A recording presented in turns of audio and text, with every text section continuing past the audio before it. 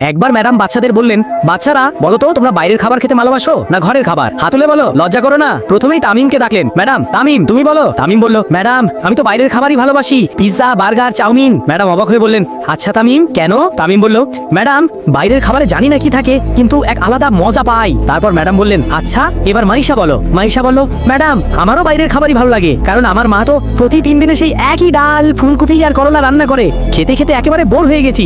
Madam আবার বললেন, আচ্ছা এবার আমাদের ছোট পরি তানিশা বলবে। তানিশা বলল, ম্যাডাম আমার তো পিৎজা সবচেয়ে ভালো লাগে, তাতে আবার অনেক বেশি চিজ দিয়ে। শেষে ম্যাডাম বললেন, এবার সেই বাচ্চা বলো যে বাইরের খাবার নয় ঘরের খাবার পছন্দ করে। ডোরিমন উঠে দাঁড়ালো। ম্যাডাম বলল, ডোরিমন বলো তোমার কেন ঘরের খাবার ভালো লাগে? ডোরিমন যা বললো তা শোনার আগে তোমার বাবা মা তোমাকে হোটেলে খাওয়াতে নিয়ে যাবে যদি 3 সেকেন্ডে ভিডিওতে লাইক আর চ্যানেলকে সাবস্ক্রাইব করো, আর কমেন্ট করে বলো তোমার পছন্দের খাবারের নাম কি।